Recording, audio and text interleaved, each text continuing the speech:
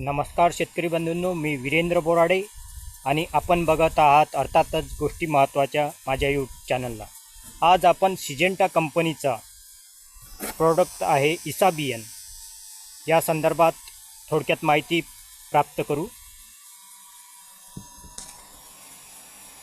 तर इसाबियन हे जैविक टॉनिक आहे आणि याचा वापर आपल्या पिकामध्ये केव्हा करायचा त्या संदर्भात आपण आज चर्चा करणार आहोत.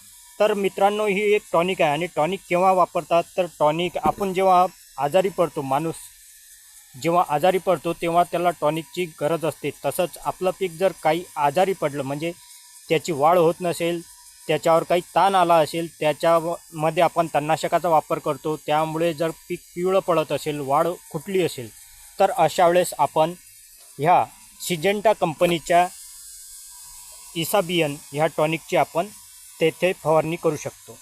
तर फवारणी करत असताना याचे प्रमाण म्हटले तर 1 लिटर पाण्याकरिता 2 ते 3 ml याप्रमाणे आपल्याला हे टॉनिक वापरायचे आहे. आणि याचा वापर आपण पीक फुल अवस्थेत असताना देखील करू शकतो. पिकातील फुलांचे प्रमाण वाढण्याकरता, पिकांची वाढ थांबून त्याची शाखा फुटण्याकरता, त्याची फरदळ फुटण्याकरता देखील याचा उपयोग केला जातो.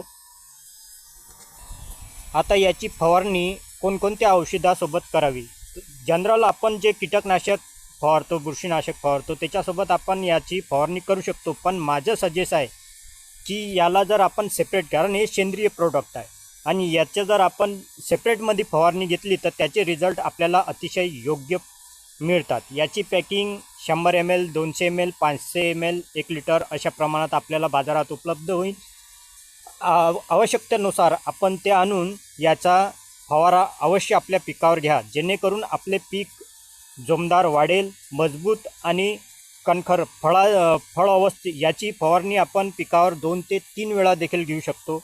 जेव्हा आपलं पीक ट्रशमध्ये गेलेलं असेल तेव्हा घ्यायचं आहे.